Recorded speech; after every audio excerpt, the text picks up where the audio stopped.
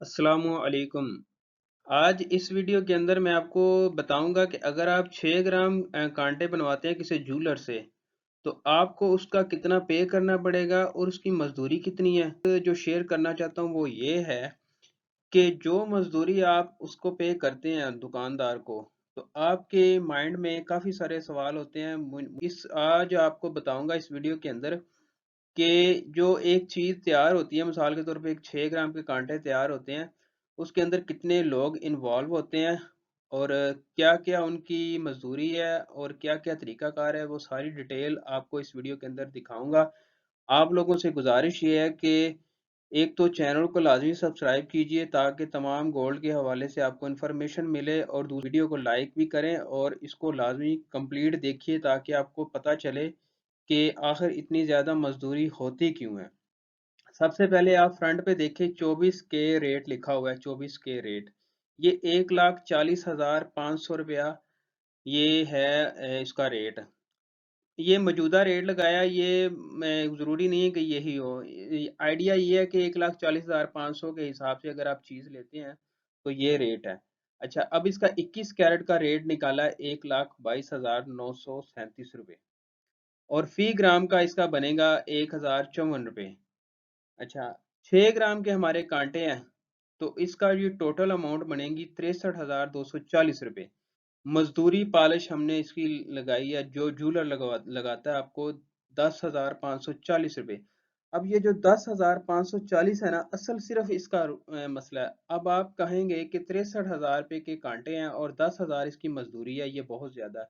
आप यकीन माने ये इतनी ज़्यादा नहीं है जितनी आपको फ़ील होती है। आप किसी और शोबे में चले जाएँ तो इससे भी ज़्यादा मज़दूरियाँ, कोई भी इलेक्ट्रॉनिक्स की चीज़ या ये वो जो भी है। ख़ैर, मैं आपको रहता हूँ टॉपिक पे। अच्छा, अब मैं आपको बताता हूँ कि इसमें क्या-क्या कॉस्ट आती है चीज़ बनाने में। सबसे पहले अगर हमने कांटे तैयार करने हैं तो हमें ₹500 यानी कि गोल्ड खरीदना है ना जब हमने, तो ₹500 हमें इसकी मज़दूरी देनी पड़ेगी। ये ₹500 का आप ये ना समझिए कि गोल्ड है, इसकी मज़दूरी देनी है हमने। जब हमने गोल्ड खरीदना है तो हमने 6 ग्राम गोल्ड नहीं खरीदना, हमने इसका डबल खरीदना है। तकरीबन हमने 10 ग्राम 12 ग्राम तकरीबन तोला गोल्ड इसका खरीदना है, और उसकी ₹500 हमें एक्स्ट्रा मजदूरी उसकी देनी पड़ेगी जो लेने और देने में पड़ता है। उसके बाद हमने इसको पिघलाना है, मेल ऐड करना है। उसके अंदर हमारा तकरीबन 101 मिली, ये पूरे प्रोसीजर का मैंने लगाया कि 101 मिली हमारा जो है ना सोना वो कम हो जाता है, वेस्टेज जो हो जाती है उसकी 1,054 रुपये तकरीबन बनते हैं उसकी अमाउंट। वो मैंने निकाल दिया। ये आपके सामने पिक नज़र आ रही है आपको, ये गलाई की पिक है। इस तरीके से हम सोना पिघलाते हैं सबसे पहले। उसके बाद आ जाता है जी कारीगर। कारीगर जो इसको तैयार करेगा, जो इसका बनाएगा, उसकी मजदूरी लगाई है मैंने ₹2,000। तकरीबन उसकी ₹2,000 मजदूरी बनती है। इसमें भी वेस्टेज होती है, आपको पता है। इसकी पत्ती निकालनी, उसको तैयार करना बार बार चीज़ें, तो इसमें भी वेस्ट होती है, लेकिन मजदूरी उसकी लगाई है, वेस्टेज उसकी नहीं लगाई। उसके बाद हमने कास्ट करवानी है। अब ये जो कांटे आपको नज़र आ रहे हैं, बहुत ही खूबसूरत डिज़ाइन है, ये कास्टिंग का डिज़ाइन है। तो इसकी अलग से मजदूरी, अलग से मशीनें, अलग से शॉप है। उसको हमने इसकी मजदूरी देनी है ₹500। जब ये तैयार होना है तो इससे पहले एक प्रोसीजर है मोम का, वो इसी में होता है। ये मोम है जी, ये पहले मोम निकलती है। मोम निकलने के बाद वो जो गोल्ड की शक्ल है ना वो निकलती है। इसकी मजदूरी मैंने लगाई है जी ₹200। तो इसके बाद क्या है जी, इसके बाद होता है, इसके तैयार करने के बाद कारीगर जब इसको तैयार कर देता है तो फिर हमने पॉलिश भी करवानी है। पॉलिश की मजदूरी मैंने लगाई है जी ₹500। ये जो आपके सामने नज़र आ रहा है, ये इसको बफ लग रहा है, इसमें भी इसने उतरना है सोने ने। जब उतरेगा नीचे गिरेगा, फिर इसको इकट्ठा करेंगे, फिर इसको संभालेंगे, तो इसको भी संभालना जो है ना, सोने को कवर करना बड़ा मुश्किल है, तो इसमें भी कम होता है सोना। तो ये पॉलिश की मजदूरी हो गया। इसके बाद हमारा जो नेक्स्ट है, इसके ऊपर डिज़ाइनिंग होती है। डिज़ाइनिंग छलाई होती है डिज़ाइनिंग मशीन के साथ। इससे सोना उतरता है। जो हम पॉलिश करने के बाद डिज़ाइन बना हो तो उसको चमक देने के लिए, शाइनिंग देने के लिए इसके ऊपर से भी सोना उतरेगा। तो ये जी नेक्स्ट आ गई, इसकी मजदूरी मैंने लगाई है जी ₹600। ₹600। ये गेरू कलर इसको कहते हैं, कलर। ये कलर है, ये इसकी मजदूरी ₹150 लगाई है।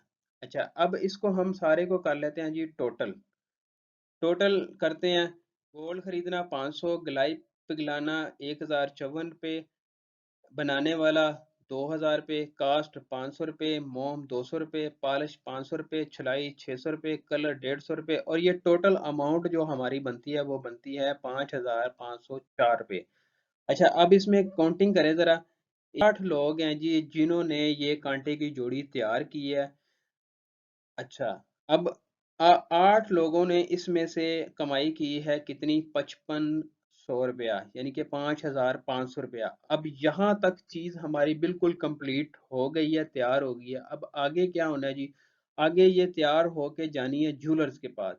जूलर के पास जब जानी है तो उसके अंदर एक और इंसान, एक और बंदा होता है, मिडल मैन, जिसका मैंने नाम रखा है मिडल मैन। ये टोटल खर्चा 5500, और मिडल मैन वो होता है, मिसाल के तौर पे मैं सरगोदा में अगर चीज़ हम तैयार करते हैं तो लाहौर भेजनी है, पेशावर भेजनी है, या कहीं और भेजनी है, तो वो उसकी मजदूरी भी लेगा। उसको उसकी मजदूरी तकरीबन लगाई है 1000 रुपया। अगर यहाँ पे भी हो ना, तो जो होलसेलर बैठे होते हैं उनको मिडल मैन का नाम भी दे सकते हैं। जो दूसरे सिटी में लेके जाते हैं उनको भी मिडल मैन का नाम दे सकते हैं। तो ये भी आपके सामने आ गई 1000 रुपये मजदूरी, तो टोटल होगी 6504 रुपये। अब ये जो पॉलिश मजदूरी जो मैंने फर्स्ट पेज पे आपको नजर आ रही है, पॉलिश मजदूरी लगाई है 10,540 रुपये।